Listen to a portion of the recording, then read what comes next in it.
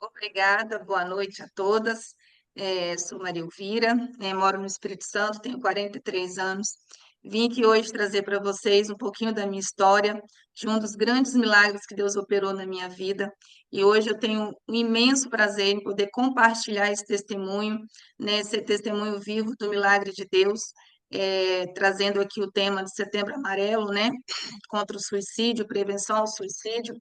Eu fui portadora, né? Estive portadora da depressão durante mais de 12 anos, depois que minha mãe faleceu em 2005, né? Eu sou filha única e era muito ligada à minha mãe. Ela faleceu aos 43 anos, por erro médico, 46, desculpa, por erro médico, fazendo um exame de cateterismo, né?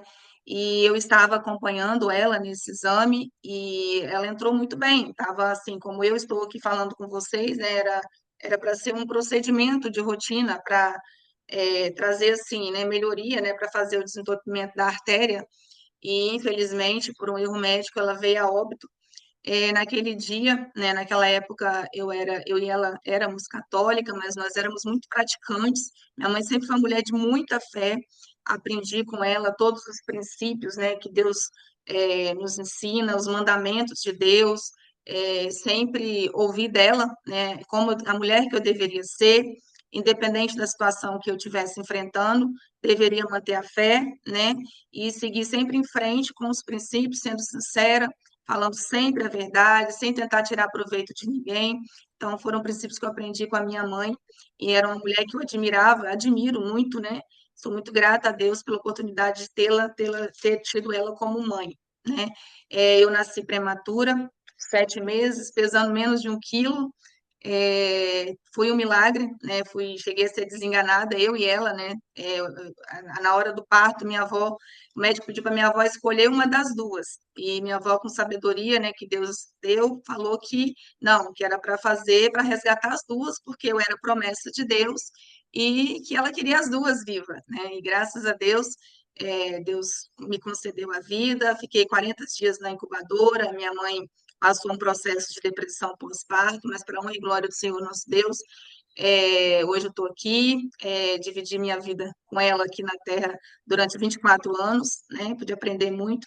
E aí, no dia 5 de setembro de 2005, minha mãe foi fazer esse exame cateterismo e, infelizmente, ela veio a óbito, né?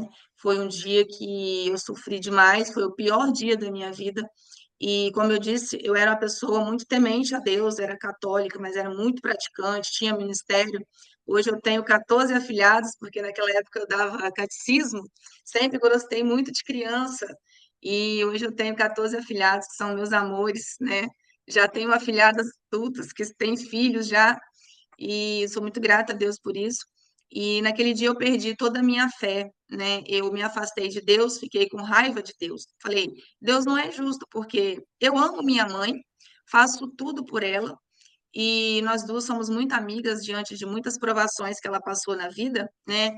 Vindo de um relacionamento de muitas traições, muita escassez, né? Passamos muitas dificuldades juntas, tivemos até que sairmos corrida da cidade onde morávamos, porque meu pai ficou devendo a agiota e tudo, então nós saímos com a roupa do corpo, ameaçadas de morte. Então, foi um processo, um período muito difícil ao lado dela, onde eu sonhava em trabalhar, estudar e trabalhar e conseguir retribuir a ela aquilo tudo que ela fazia por mim, né, dar uma vida melhor para ela. Então, eu projetei toda a minha vida, eu cresci pensando o quê? Vou estudar, vou trabalhar e vou poder dar uma vida melhor para minha mãe.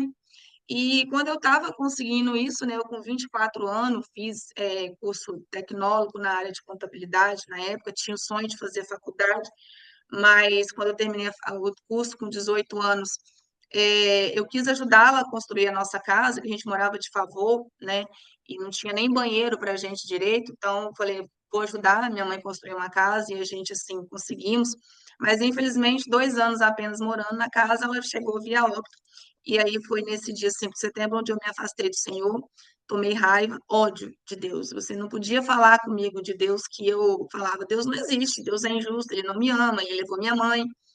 E eu passei um período de depressão muito forte. Cheguei a ficar em clínica amarrada, clínica psiquiatra, amarrada, totalmente desenganada. né? Eu já não tinha vontade de comer, não tinha vontade de tomar banho.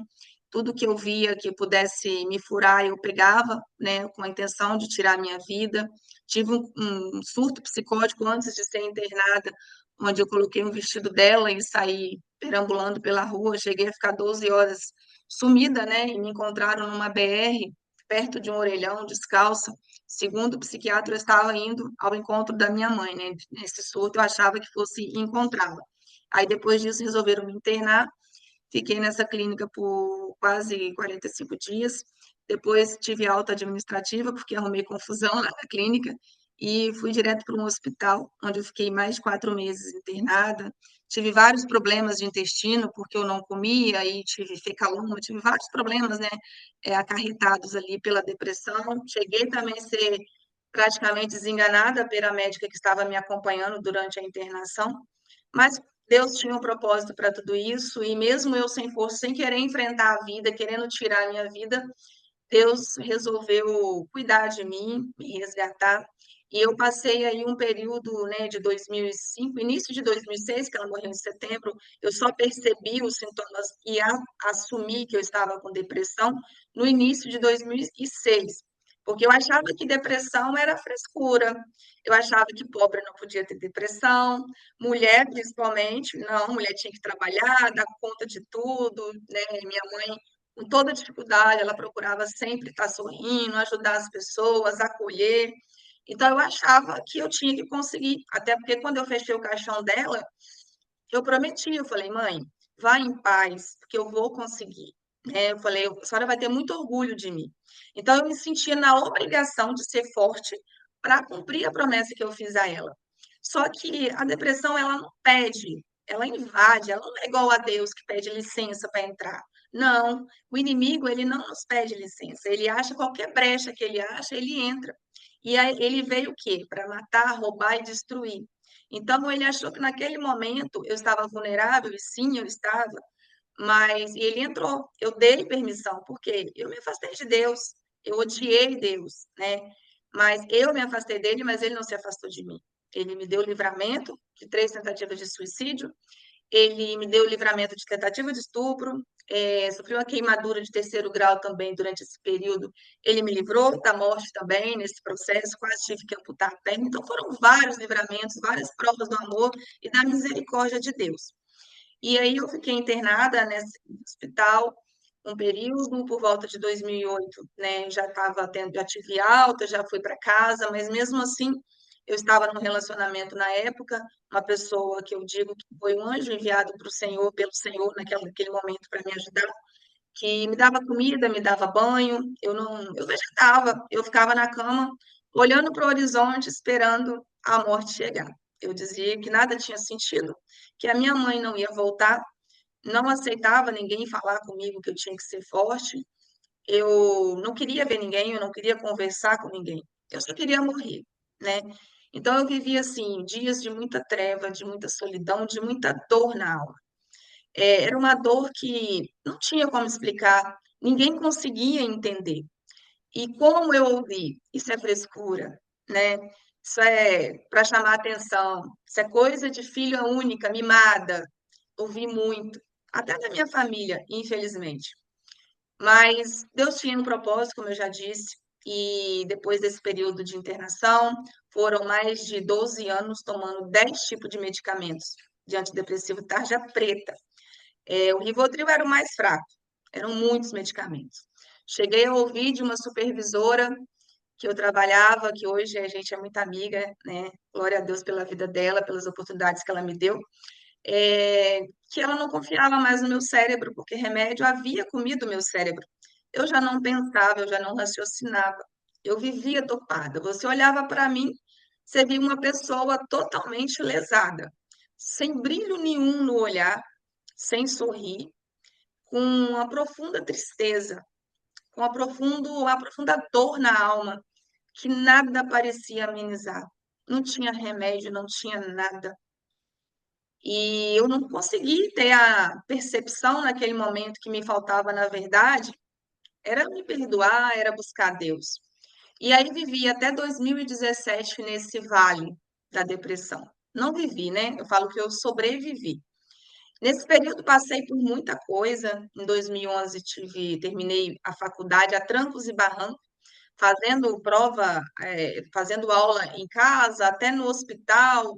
Os colegas de classe iam no final de semana para casa tentar me ajudar, e às vezes eu topava, eles, não, você vai conseguir, a gente está com você. Sou muito grata a Deus pela vida deles, né? Dessa pessoa que eu tinha um relacionamento na época, a mãe dele também, foram pessoas abençoadas. E consegui finalizar a faculdade, né? Me formei em administração. E aí, em 2011, né, tudo preparando para me casar com essa pessoa, e de repente, sem eu entender o motivo, ele simplesmente, havíamos acabado de comprar um apartamento, né, para a gente morar junto, e ele vira para mim e fala que estava terminando o relacionamento porque não confiava mais em mim. Para ser sincera, até hoje eu não sei o motivo disso, né? Simplesmente eu tive que aceitar. Eu morava num apartamento de frente para a casa dele, praticamente ficava mais tempo na casa dele por conta dessa depressão, né? E aí ele era tudo que eu tinha, era o meu apoio. Eu não tenho irmãos, a minha família estava distante, né? Eu morava em Viana, meu pai bebia muito, eu tentava permanecer esperto, mas não tinha estrutura, não sabia como lidar com aquilo. E a bebida também tomava muito ele. E logo que minha mãe morreu, de imediato ele já arrumou outra pessoa, o que me fez ter vontade de sair de casa. Não aceitei aquilo. Menos de 7 dias ele já estava envolvido. Na verdade, era algo que ele já. Meu pai sempre teve outros relacionamentos. E aí eu perdi toda a minha estrutura. Eu perdi a mãe, morava em uma cidade pequena, onde moravam meus tios, tinha toda uma estrutura de família, de amizade, né? Querendo ou não, tinha a minha casa como referência, a minha mãe era o meu colo, e de repente eu perdi tudo isso.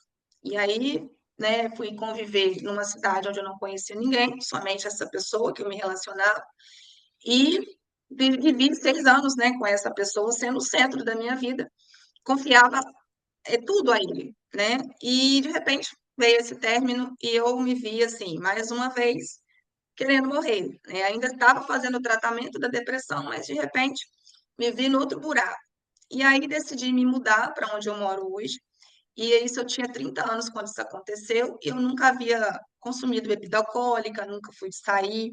Mas nesse período eu pensei, cansei de ser certinha, cansei de ser uma pessoa que faz tudo certo, vou chutar o balde. Aí comecei a sair para balada, comecei a beber, na esperança de preencher um vazio que estava dentro de mim, que nada preenche, né? A gente vai se refugiando, se iludindo com aquilo, com as coisas do mundo, que momentaneamente parece nos trazer um alívio, mas que vai a cada dia nos afundando mais e mais naquela lama, naquela treva. E assim eu vivi minha vida até 2011 até 2017. Bebida e balada de segunda a segunda. Graças a Deus eu guardei assim o princípio que minha mãe sempre me falou de guardar o meu corpo, não me prostituir, apesar de ter sofrido muitos assédios, mas sempre guardei isso. Sempre saí com o meu dinheiro, nunca dependi de homem para pagar minhas contas, mas foi um período de bebia a noite toda de cerveja, bebida whisky, vários tipos de bebida, chegava na balada às 10 da noite, saía às 5 da manhã, chegava em casa, pegava aquele coquetel de remédio e bebia em cima do álcool. O médico falava, Maria, você não pode fazer isso. É bebida misturada com esse monte de remédio, você vai morrer. Eu dizia, se eu morrer hoje, amanhã faz 2 dias. Eu não tenho graça na vida. Para mim, eu estou sobrevivendo. Cada dia para mim é um peso. E foi isso até de 2011 até maio de 2017, no Dia das Mães de maio de 2017, eu fui para um churrasco com os amigos, né, daquela época, e lá eu comecei a beber e de repente me veio muita saudade da minha mãe e aquela revolta com Deus novamente. E aí eu tive o princípio de outro surto. Só que as pessoas que estavam ali achavam que eu estava bêbada, né? Eu comecei a chorar e me joguei no chão. E todo mundo achou que eu estava bêbada, mas não, era o princípio de outro surto. E aí me levaram para casa, me colocaram lá no meu apartamento sozinha, né? Me jogaram lá assim, né? Não tá no ritmo para curtir com a gente, vamos deixar aqui. Mas graças a Deus que tiveram cuidado de me levar para casa, né? E aí me vi ali naquele momento um desespero, tinha acabado de sofrer assédio há menos de uma semana numa empresa que eu trabalhava, estava muito triste com isso.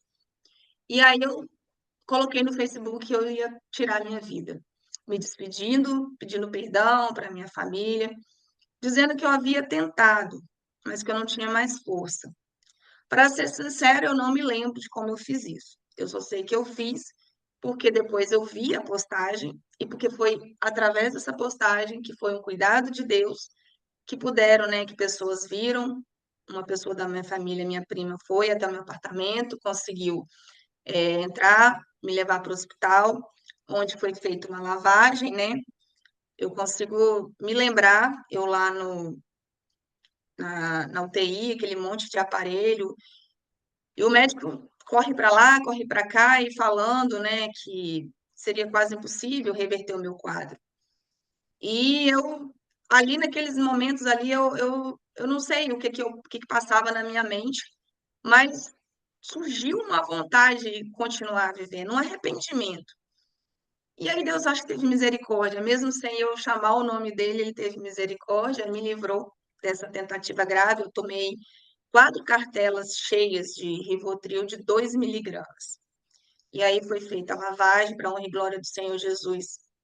Eu consegui, né, sobreviver e me trouxeram para casa, passaram o dia comigo, meu pai, alguns familiares. No final do dia, foi todo mundo embora. Eu abri meu Facebook. Para minha surpresa, mais de 1.000 comentários naquele post. No momento que eu fui responder, eu vi gente de 1.000 postagens, 100 eram pessoas me dando apoio, né? Palavras de apoio, mas 900, vamos colocar aí 90%, era acusação.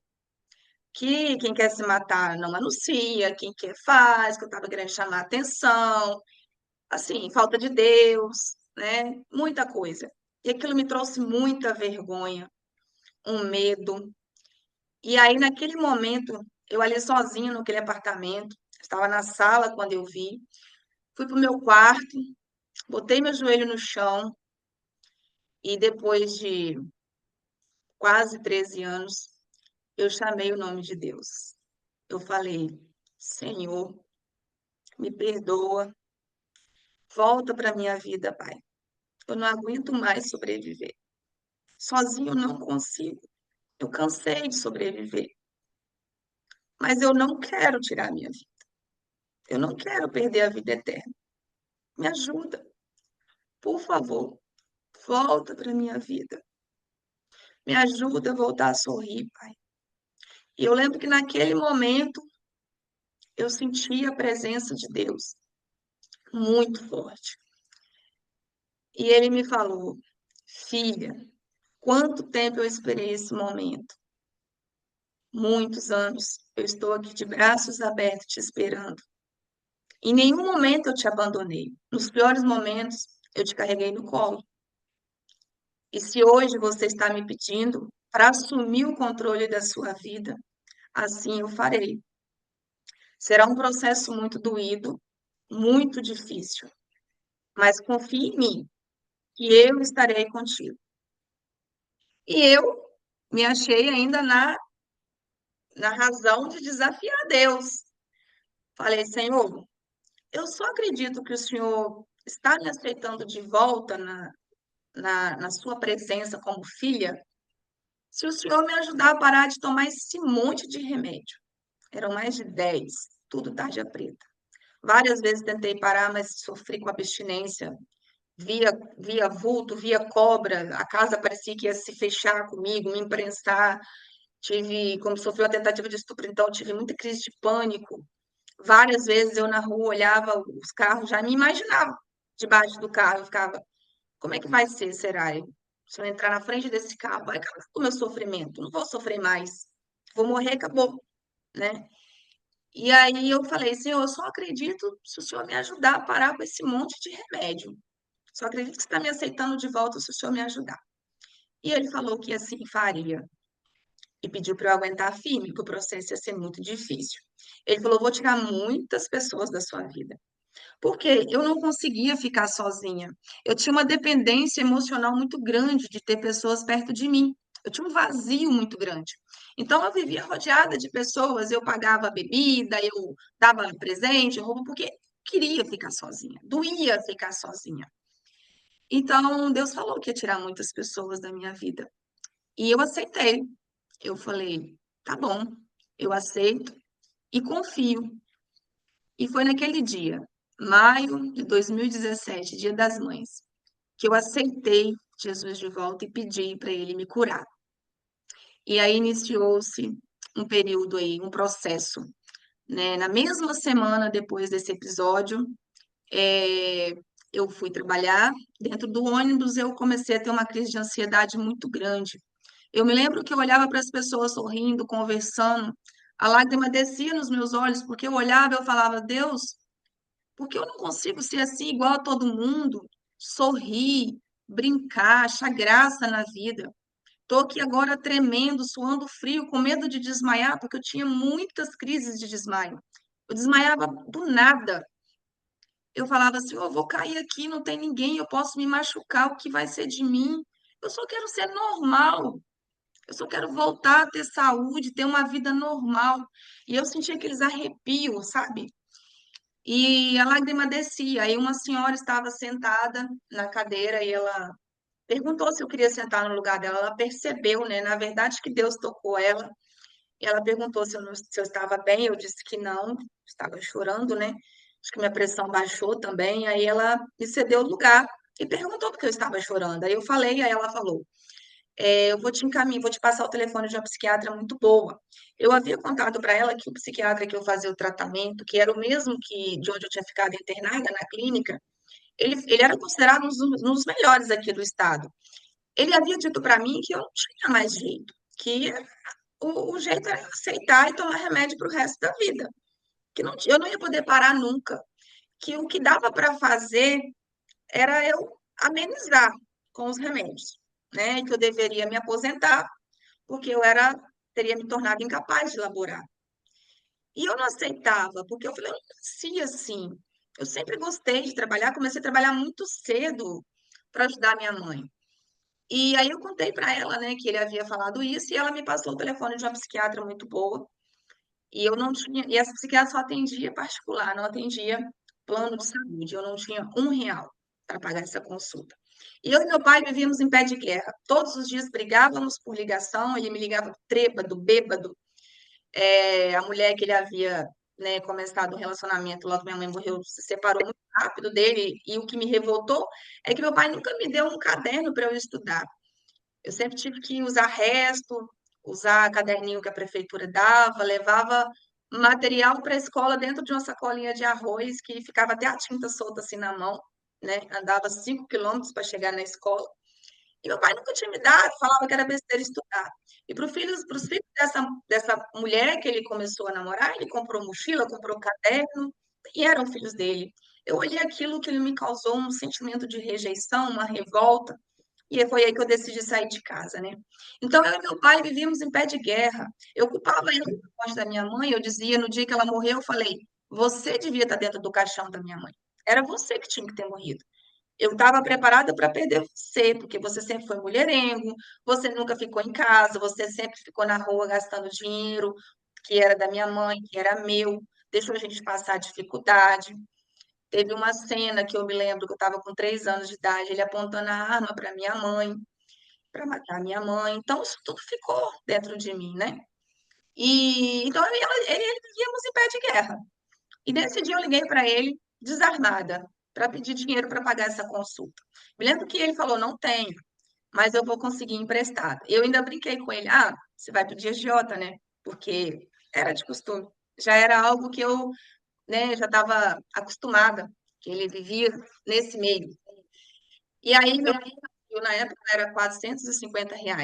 Paguei essa consulta, fui para essa consulta, uma amiga me acompanhou, cheguei lá, a médica falou: se você quer, você consegue.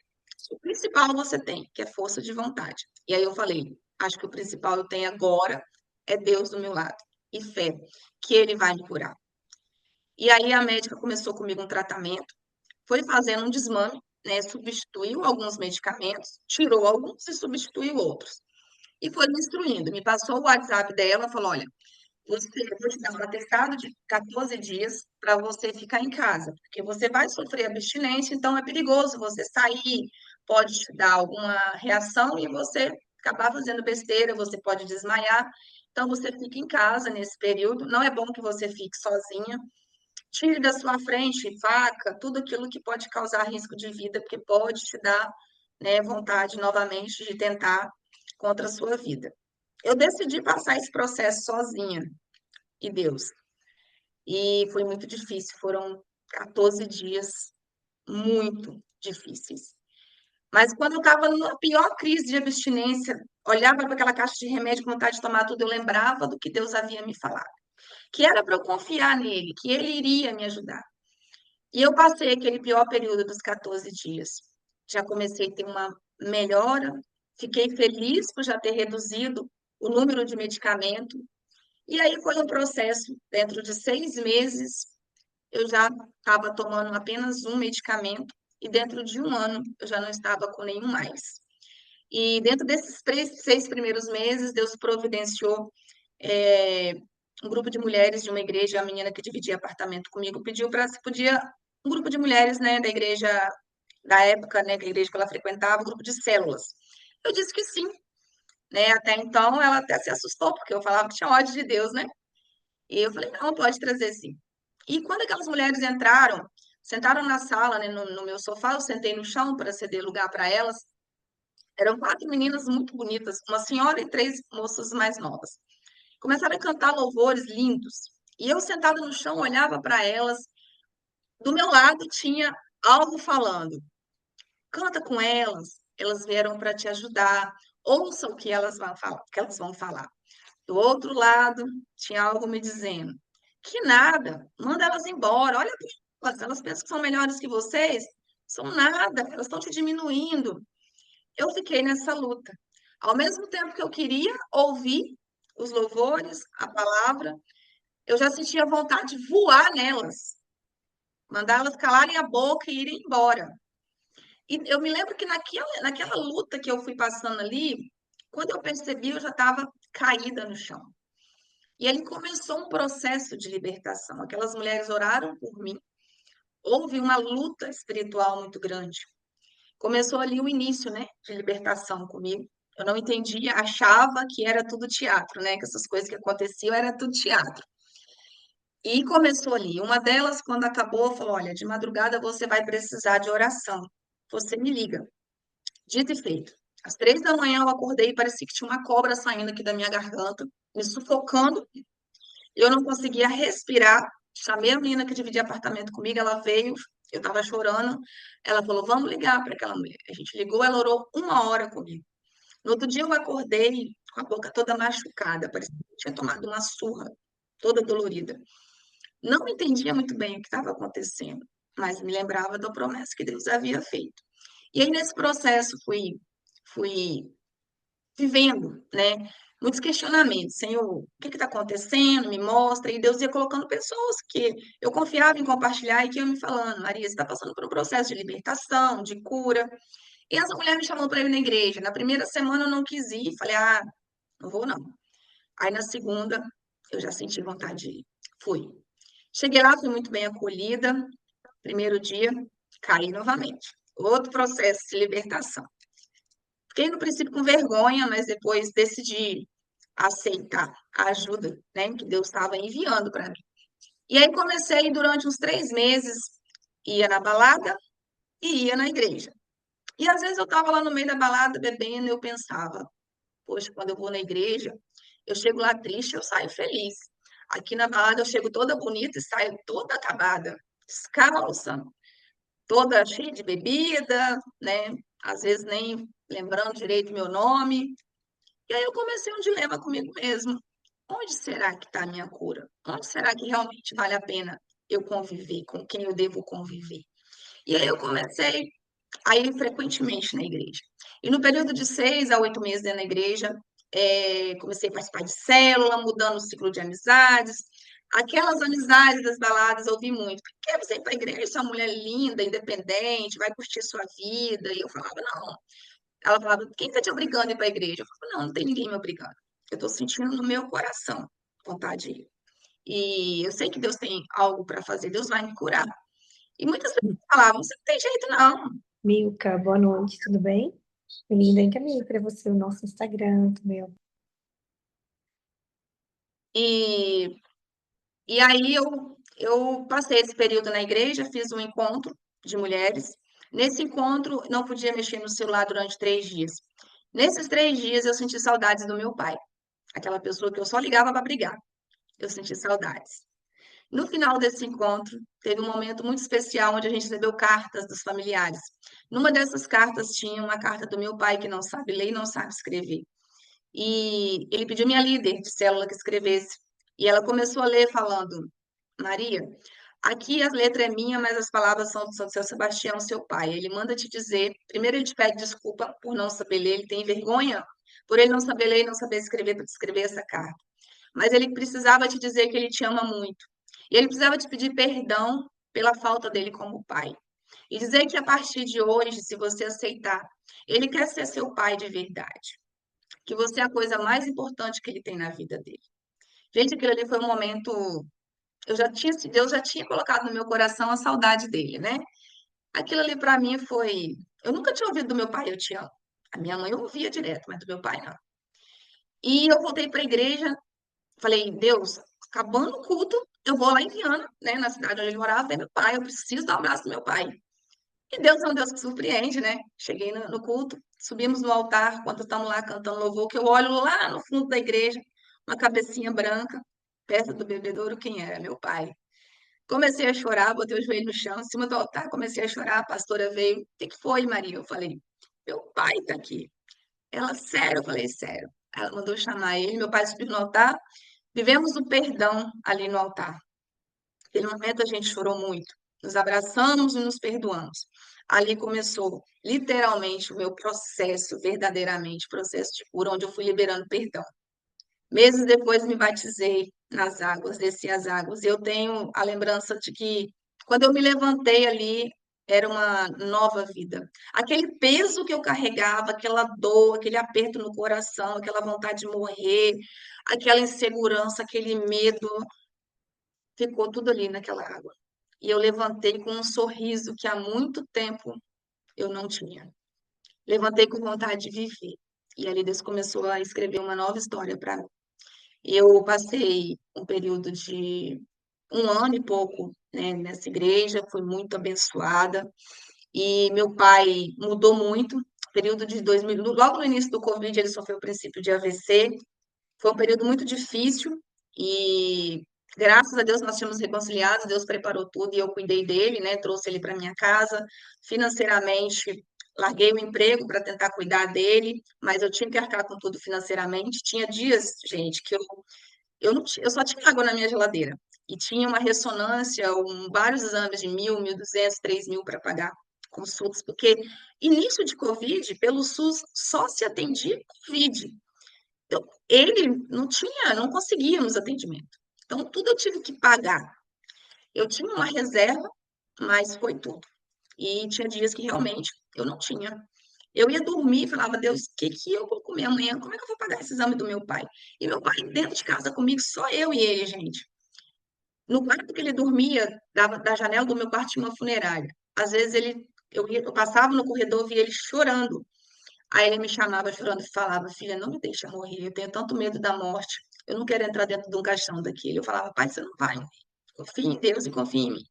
Foi um período muito difícil, mas Deus proveu, Deus prometeu.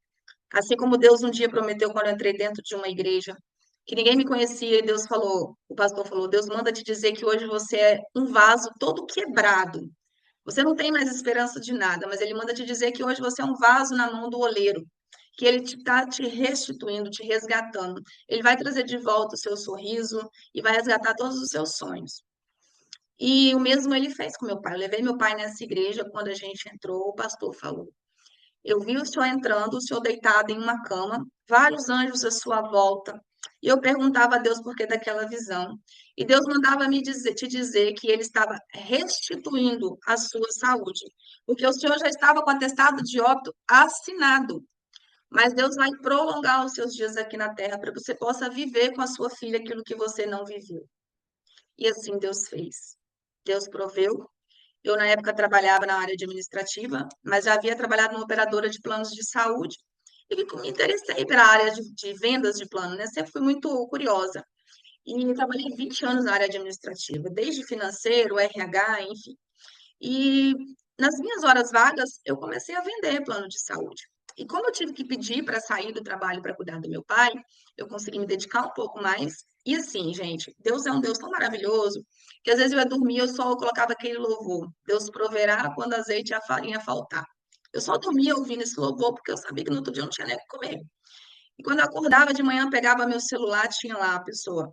Fulano me indicou que você vende plano de saúde, estou precisando de plano de saúde para minha família.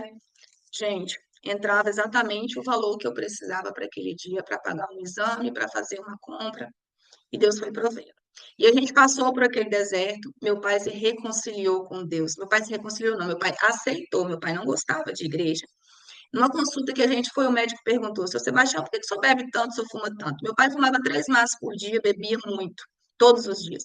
Ele respondeu para o médico: porque eu chego do trabalho, meus amigos estão tudo bebendo, eu vou beber também. Aí o médico perguntou: por que os seus amigos te levam a beber? Mas cadê os seus amigos aqui com o senhor? Quem está aqui com o senhor que largou o trabalho para cuidar do senhor é sua filha? E o senhor só tem ela e ela só tem o senhor. Se o senhor não parar de beber e de fumar, daqui a 6 meses o senhor está morto e sua filha está sozinha, é isso que o senhor quer. Aí meu pai, lágrima desceu nos olhos e ele falou: de hoje em diante, minha filha, você nunca mais vai me ver fumar e nem beber. E a minha mãe havia me feito essa promessa quando eu fiz 18 anos. Ela queria me dar uma festa, não teve condições. E perguntou o presente que eu queria de aniversário. Eu falei: eu quero que a senhora pare de fumar. Ela jogou o cigarro no chão depois de mais de 30 anos fumando. E minha mãe parou de fumar naquele dia. E eu vi meu pai fazendo essa mesma promessa e ele cumpriu. Para ele, eu achei que seria mais difícil. Meu pai não sabe ler, não tem nenhum entretenimento. 3 maços de cigarro por dia, você não via ele sem cigarro. Ela tirava um, já acendia o outro, né? Com aquele que ele ia jogar fora, ele acendia o que ele ia dar continuidade. Daquele dia em diante, meu pai não bebeu, não fumou mais. Deus restituiu a saúde dele para a honra e glória do Senhor Jesus. Ele teve perca de 40% da audição, mas Deus abençoou, me mostrou, me apresentou também outra médica muito boa para trabalhar, para cuidar dele. E hoje nós dois estamos na presença do Senhor. Meu pai vai se batizar, ainda não se batizou, porque ele, né, vai casar. Deus colocou uma mulher maravilhosa na vida dele, que eu amo de paixão, uma serva do Senhor. Eu e meu pai hoje vivemos o sobrenatural de Deus. Eu posso ver e imaginar minha mãe sorrindo de onde quer que ela esteja. Porque minha mãe era uma mulher tão sábia que ela falava: filha, ele é seu pai.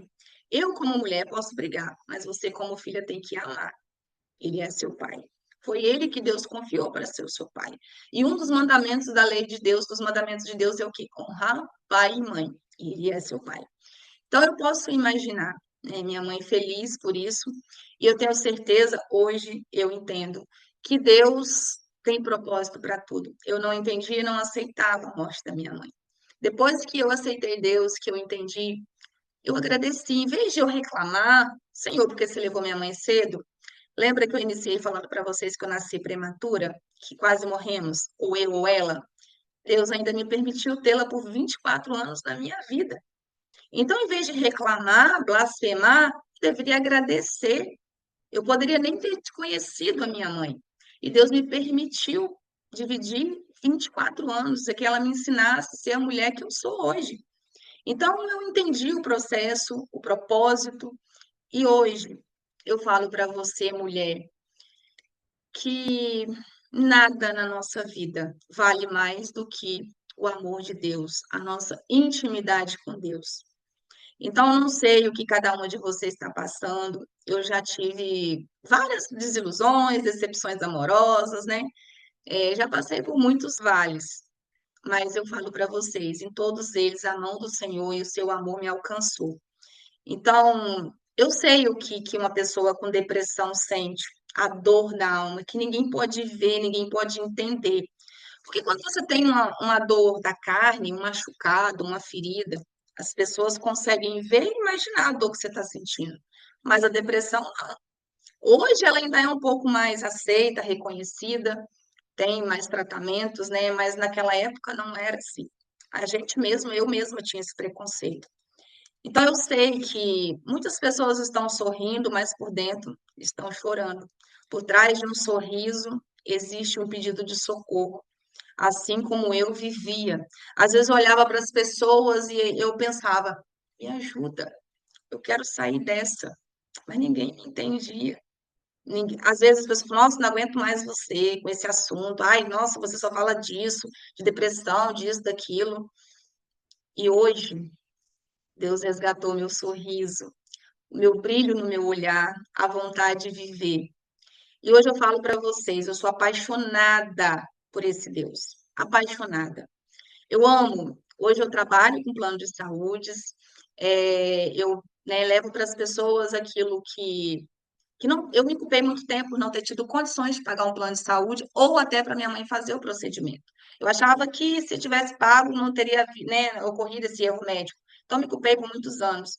E hoje eu posso trabalhar com isso, é, né, evitar que de alguma forma as pessoas passem por aquilo que eu passei. Faço isso com muito amor, com muito carinho, com muita dedicação e digo para vocês que para tudo Deus tem um propósito. Se nós permitirmos, se nós acreditarmos, mesmo diante de todos os cenários improváveis, Deus estende a sua mão e Ele é conosco. Ele pode escrever uma nova história para a gente. Ele pode devolver a nossa identidade. Então, não acredita nas mentiras que o inimigo fala para você. Vença a guerra diária que é você vencer o lado humano falando para você desistir, para você se matar, para você ficar na cama. Não. Acorde o dia, levante, acorde acreditando. Eu tenho dias difíceis, ou se tenho, mas eu já acordo agradecendo, pedindo a Deus perdão por toda falha, pedindo discernimento e sabedoria para continuar aquele dia. Então, nesse dia, eu venho trazer para vocês uma palavra de Deus que me ajudou muito, né? Que está lá em Mateus 28. E que se você parar para pensar, se você fizer isso que Deus nos ordena fazer, que Ele nos pede para fazer, tudo fica mais fácil. Não quer dizer que nós não teremos provações, teremos muitas, todos os dias que Jesus falou.